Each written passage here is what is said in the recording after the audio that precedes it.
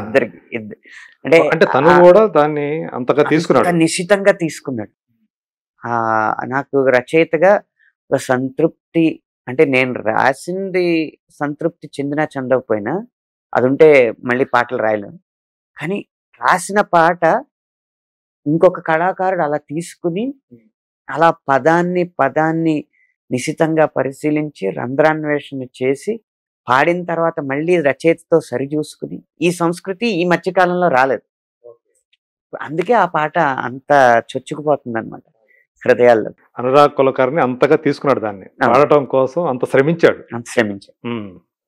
రాత్రుళ్ళు అదే ఆ పదాన్ని ఎలా పలకాలి అనే దగ్గర నుంచి దాని అర్థాలు తెలుసుకొని. నేను వేరే పని మీద గోవా వెళ్ళినప్పుడు అతను మీరు ఎప్పుడు ఖాళీ ఉంటారంటే నా పని రాత్రి అవుద్ది. అయితే రాత్రి వరకు నేను గొంతు సిద్ధం చేసుకుని రాత్రి మీకు ఫోన్ చేస్తాను. రాత్రుళ్ళు వినిపించేవాడా ఇలా పాడతానని? మామూలుగా ఇప్పుడు సాంకేతికత పెరిగిపోయింది కాబట్టి తన దగ్గర ఉన్న ఎక్విప్మెంట్ తో పాడి ఆ పాడిన వేవ్ ని MP4 గా కన్వర్ట్ చేసి నాకు వాట్సాప్ పంపి అది మళ్ళీ నేను ఇయర్ ఫోన్స్ తో విని మాట్లాడుకునేవాడిని. ఒక పల్లవి చరణం లైన్. ఓకే, అలా చేశారు అనమాట. యాక్చువల్ అయితే అంత అవసరం లేదు. కాకపోతే ఈ పాట ఒకటి సంప్రదాయబద్ధంగా పంజాబీలో వాడుకున్న బాణి. అది రకరకాల సాహిత్యాల్లో వచ్చినాయి. ల్యాంబోర్గిని అని రకరకాల సాహిత్యాల్లో రకరకాల టెంపోల్లో రకరకాల శృతులు ఇదే ట్యూన్ గత కొన్ని సంవత్సరాలుగా వస్తానే ఉంది. మళ్ళీ అవన్నిటినీ మైమరిపించి దీన్ని ఒక తెలుగు పాటగా చెయ్యాలి అంటే ఆ మాత్రం శ్రమించాల్సి వచ్చింది అన్నమాట. ఓకే. సో ఇది ఒక విచిత్రమైన విషయం చెప్తాను కదా. ఇదివరకు తెలుగు సినిమాల్లో అన్ని పాటలకి సంగీత దర్శకుడు ఒకడే ఉంటాడు. సంగీత దర్శకుడు కానీ రీ రికార్డింగ్, అప్పుడప్పుడు కొన్ని సినిమాల్లో రీ రికార్డింగ్ వేరే చేస్తారు. కానీ పాటల వరకు మాత్రం అన్ని పాటలు ఒకే సంగీత దర్శకుడు చేస్తారు. కానీ ఈ పాట అతను రాస్తే బాగుంటుందని, ఈ పాట ఇతను రాస్తే బాగుంటుందని ఒక 2, 3, 4, లేకపోతే నేను హ్యాపీ అన్న సినిమాకి వర్క్ చేసినప్పుడు 6 పాటలు 6 రాశారు. దాన్ని అదొక ఇదిగా పెట్టారు. బన్నీ గారిది హ్యాపీ అన్న. అలా రచయితలు ఎక్కువ మంది ఉండేవారు, సంగీత దర్శకుడు ఒక్కడే ఉండేవారు. దీనికి నా అనుభవం, సినిమాకి 4 సంగీత దర్శకులు ఉన్నారు, నా రచయితగా రివర్స్ అనమాట. అదొక విచిత్రమైన అనుభూతి. సో ఈ సినిమాకి మళ్ళీ బీజిఎం వచ్చేటప్పుడు, బ్యాక్గ్రౌండ్ స్కోర్ వచ్చేటప్పటికి మళ్ళీ హర్షవర్ధన్, తెలుగు అతనే కదా అతను? హర్షవర్ధన్ తెలుగు. అతని గురించి చాలా ఆసక్తికరమైన విషయం చెప్పాలి. మన తూర్పుగోదావరి జిల్లాకు చెందిన లక్ష్మీనారాయణ గారు అని గొప్ప లయ విద్వాన్. టేప్స్ ఉంటాయి చూడండి, ఇలా కొడతారు, అవి కానీ, మృదంగం కానీ, గట్ సింగార్ కానీ, ఆల్రౌండర్ అన్నమాట. ఓకే. ఆయన చాలా సీనియర్, ఒక 50-40 సంవత్సరాలు సీనియర్ ఆయన మ్యూజిషియన్ గా. వాళ్ళ అబ్బాయి హర్షవర్ధన్ రామేశ్వర్.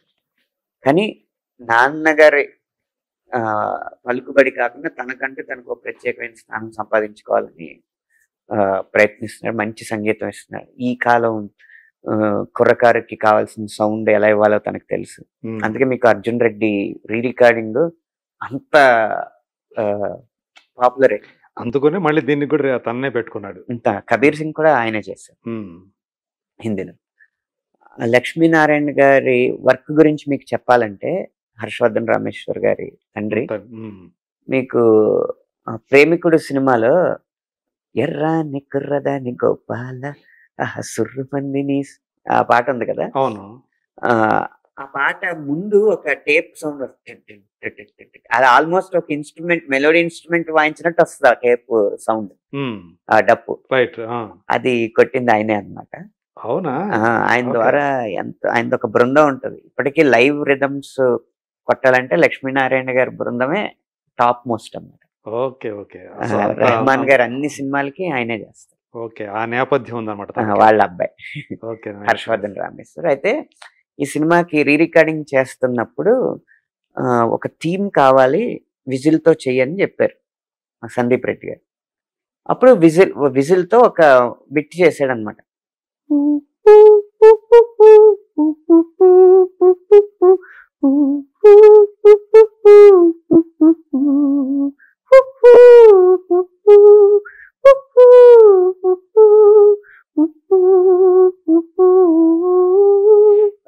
బిట్ వస్తుంది. మీరు దాన్ని పట్టేసుకున్నారు మీరు బాగా. ఆ బిట్ చాలా హాంటింగ్ గా ఉందని చెప్పి అనుకుని సందీప్ రెడ్డి గారు దాన్నే ఈ నాన్న పాటగా కన్వర్ట్ చేశారన్నమాట. ఓకే. నాన్న నువ్వు నా ప్రాణం అని సరిపోదట మాట. మీకు సాహిత్యం పడేటప్పటికి అది బిట్ లాగా అనిపించదు, పాటలాగా అనిపిస్తుంది. పాటలాగా అనిపిస్తుంది, కానీ వెనక మీరు ఇప్పుడు ముందు నాకు వినిపించారు కదా, అది నా చెవులు వినిపిస్తుంది. దానికి ఆ శక్తి ఉంది. ఆ బిట్ అది అంత మంచి బిట్ కాబట్టే పాట చేద్దామని అనుకోలేదు మొదట్లో. అది అనిపించి ఆయన చేసిన తర్వాత దాన్ని పాటగా మార్చొచ్చని ఆయనకు అనిపించి నాకు ఇచ్చారు. ఓకే. అప్పుడు ఇవన్నీ రాశాను అన్నమాట. నా సూర్యుడివి, నా చంద్రుడివి, నా దేవుడివి రాసినప్పుడు ఆయన ఒకటి చెప్పారు, నాకు పాటలో ఎక్కడో ఒక చోట నాన్న సూపర్ హీరో, నాకు ఈజ్ మై డ్రీమ్ బాయ్ అన్నట్టు కావాలి అని అడిగారు అన్న. సూపర్ హీరో కూడా కాదు, సూపర్ స్టార్, నాకు నాన్నే నాకు సూపర్ స్టార్ అన్న భావం కావాలని నేను ఆలోచించా. స్టార్ కి తార ఉంది, సూపర్ స్టార్ ఏమనాలి అని ఆలోచిస్తే అప్పుడు సితార శ్రేష్టమైన నక్షత్రం సితార, బాగా వెలుగులు చిందే నక్షత్రం. తారలో తార సితార. నువ్వే కదా నువ్వే కదా సితార నా కలకి అని రాశాను. మా కలకి సితార నువ్వే, సూపర్ స్టార్ నువ్వే, నా కళల్లో ఉన్న సూపర్ స్టార్ నువ్వే అని. అది తెలుగులో కుదరడం అనేది చాలా అదృష్టం. సితార ఏంటంటే ఇక్కడ సూపర్ స్టార్ వాళ్ళ అమ్మాయి పేరు సితార. మీరు మళ్ళీ మీ పాత్రికేయ విజ్ఞానం అంతా ఉపయోగించి అది అది ఓకే, అది కూడా స్ట్రైక్ అవుతుంది ఇక్కడ. తార అనేది స్త్రీలింగమే అనుకోకర్లేదు. అదే తారలకే తార. సో తారలకి తార అని అక్కడ అలా వాడడం జరిగింది. ఈ ట్యూన్ కి రాసింది అది. ఓకే, అదే. సో ఇలాగా మీకు యానిమల్ అనేది, సో అంటే మనం ఏమనుకుంటాం, వర్క్ సాటిస్ఫాక్షన్ ఇచ్చిందా లేదా అని చెప్పుకుంటాం కదా. అక్కడ కవిగా సాటిస్ఫాక్షన్ కాదు, మీరు వాళ్ళు ఇచ్చిన ఏదైతే పని ఇచ్చారో మనకి దానికి న్యాయం చేసామంటే అదొక సంతృప్తి మనకి. ఆ రకంగా మీకు మీ ఆకలిని కొంత మేరకు ఇది తీర్చింది. ఆకలిని అయితే తీర్చింది, అందులో సందేహం లేదు. ఒక సందర్భం అయితే ప్రత్యేకంగా రణబీర్ కపూర్ సందీప్ రెడ్డి గారిని పిలిచి, నేను మామూలుగా బజ్ వింటున్నాను, రిపోర్ట్స్ కూడా వస్తున్నాయి, హిందీ ఎంత రెస్పాన్స్ ఉందో అంతా దానికి మించి కూడా తెలుగులో పాటకి రెస్పాన్స్ వచ్చిందంట కదా, ఎలా సాధ్యమైంది అది అని అడిగారు రణబీర్ కపూర్ గారు. ఇవన్నీ మనకి ఉత్సాహాన్ని ఇచ్చే విషయాలు, అంతే కదా. సందీప్ రెడ్డి గారు మళ్ళీ ప్రత్యేకంగా ఫోన్ చేసి చెప్పారు, నేను చెప్పడం వేరు, ఇప్పుడు నేను చెప్పొచ్చు హీరో గారి దగ్గరికి వెళ్ళి, తెలుసా హిందీ ఎంత బాగుందో తెలుగు కూడా అంతే బాగుంది అనుకుంటున్నారు బయట అంటే, అవునా అని హీరో అనుకోవడం వేరు, హీరో నాకు చెప్పడం వేరు. తెలుగోడు కాదు హీరో, తెలుగోడు కాదు, అది మనం సాధించింది. అతను కూడా నేను తెలుగు వాళ్ళకి అంటే అతను ఏదో పదం వాడాడు, ఏదో నేను తెలుగు వాడిని కావాలనుకుంటున్నాను దానికి దగ్గరగా ఏదో అట్లేదో మన ప్రీ రిలీజ్ ఈవెంట్ లో అన్నాడు కదా. అతను చెప్పింది ఏంటంటే, ప్రీ రిలీజ్ ఈవెంట్ అలా ఉంచితే నేను నా బేస్ తెలుగు, నేను తెలుగులోనే తీస్తాను. ఇప్పుడు సందీప్ కాదు, రణబీర్ కపూర్ గురించి చెప్తున్నా. నన్ను మీ అడాప్టెడ్ సన్ అనుకోండి, అనుకోండి. ఇప్పుడు దత్తపుత్రులు అంటే మళ్ళీ రాజకీయ రంగంలో వేరేగా ఉంటాయి, వేరేగా వస్తారే కదా.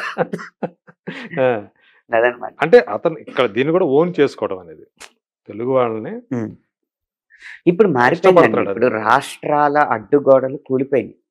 ఎప్పుడైతే బాహుబలి అనేది పాన్ ఇండియా లెవెల్ అన్న ఒక పదాన్ని ప్రచారం చేయగలిగిందో, సృష్టించకపోవచ్చు, బట్ పాన్ ఇండియా అన్న పదం జనబాహుళ్యంలోకి వచ్చింది బాహుబలి నుంచే కదా.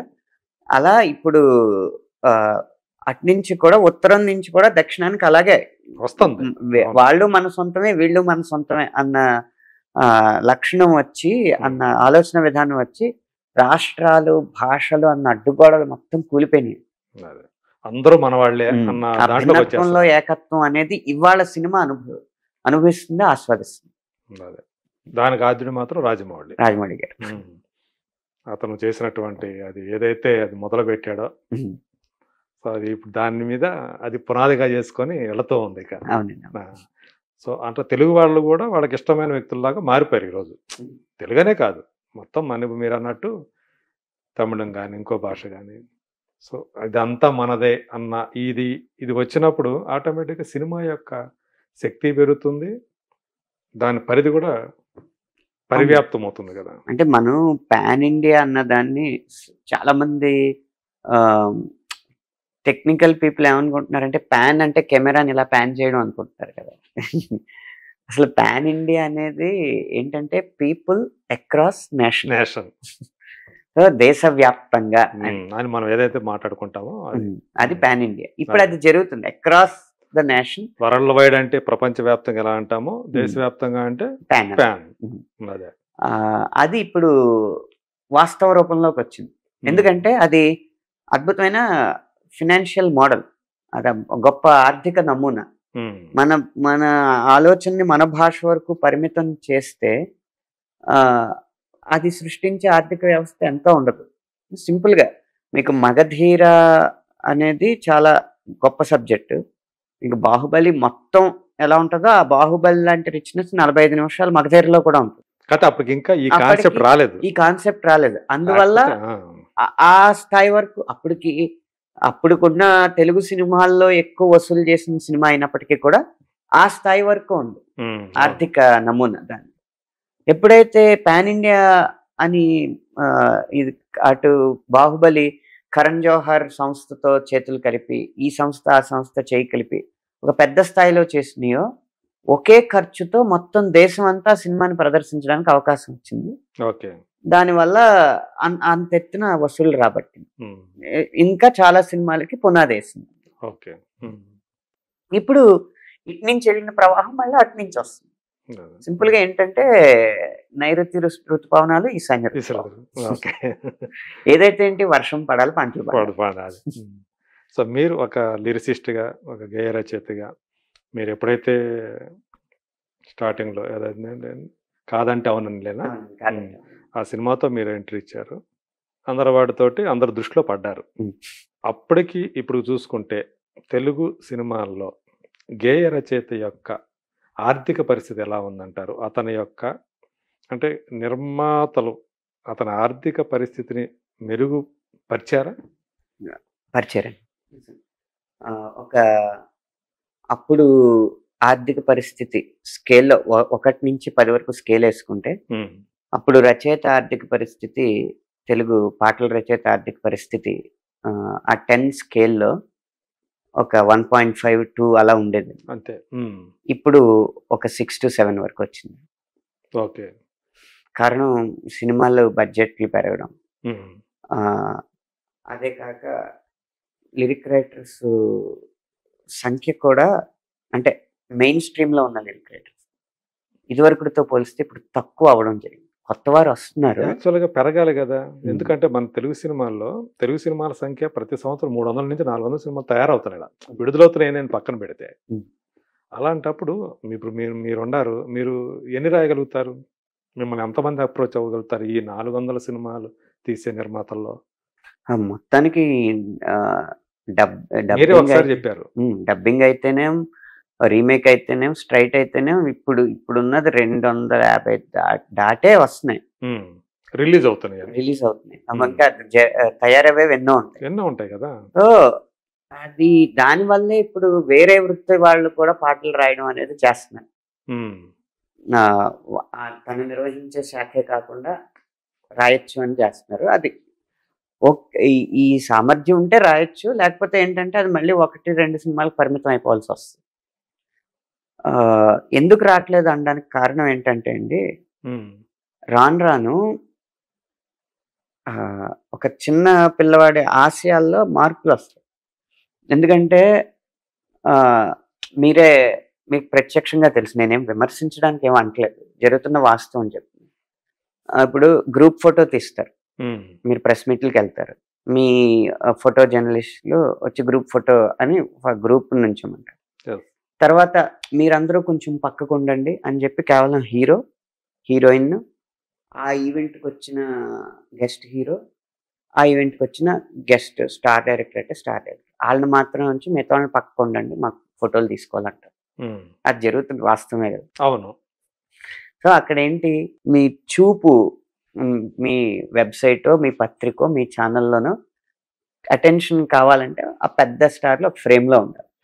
అంటే సేలబిలిటీ అని మనం అనుకుంటే అలా అయ్యేటప్పటికి ఏంటి, ప్రొజెక్షన్ ఎక్కువ, ఒక సినిమాలో ప్రొజెక్షన్ ఎక్కువ స్టార్కే ఉంటుంది అనేది ఇక్కడ ప్రేక్షకుల్లో ముద్ర పడుతుంది. అవును. ఆ ప్రేక్షకుల్లో చిన్నపిల్లవాడు కూడా ఉంటాడు. వాడికి ఆశయం ఏమవుద్ది, ఓహో నేను గొప్ప పేరు తెచ్చుకోవాలి, గొప్పవాడిని అవ్వాలంటే హీరో అవ్వాలన్నమాట. రెండోది స్టార్ డైరెక్టర్ అవ్వాలన్నమాట. ఇలా ఉంటుంది. మూడోది తర్వాత మీరు ఇచ్చే ప్రామినెన్స్ మ్యూజిక్ డైరెక్టర్ అవ్వాలన్నమాట అని ఉంటుంది. ఆ వరుసలో రచయిత ఎన్నో సంఖ్యలో ఉంటాడు అనేది మీరే ఊహించు. సినిమాటోగ్రాఫరు పాప వాళ్ళందరూ మేము బేసిక్గా టెక్నీషియన్స్, చీఫ్ టెక్నీషియన్స్ అందరికీ కొంచెం తక్కువే ఉంటుంది. పత్రికా ముఖంగా మాకు వచ్చే ప్రాముఖ్యత తక్కువే ఉంటుంది. రచయితలకి రచయితలు కావచ్చు, గేయ రచయితలకి, మాటల రచయితలు కావచ్చు, పాటల రచయితలు కావచ్చు, ఎడిటర్స్ కావచ్చు, ఛాయాగ్రాహకులు కావచ్చు, ఎవరైనా. అందువల్ల ఆ చిన్నపిల్లోడు, ఆ ఫోటోని చూసిన చిన్నపిల్లోడు ముందు హీరో అవ్వాలనుకుంటాడు, లేకపోతే డైరెక్టర్ అవ్వాలనుకుంటాడు, మూడోది మ్యూజిక్ డైరెక్టర్ అవ్వాలనుకుంటాడు, నాలుగోది సింగర్ అవ్వాలనుకుంటాడు. ఎందుకంటే ఆ కార్యక్రమంలో పాటలు ప్రదర్శించేది గాయకులు కాబట్టి, తర్వాత కనిపించేది వాళ్ళే కాబట్టి అలా అవ్వాలి. ఆ వరుసలో రచయిత సంఖ్య ఎంత ఉంటుంది అనేది మీరు ఊహించుకోండి. ఇప్పుడు ఆశయం కలిగిన వాళ్ళే తక్కువ మంది అయితే ఆశయాన్ని సాధించిన వాళ్ళు ఎంతమంది ఉంటారు, సాధించిన వాళ్ళు నిలదొక్కున్న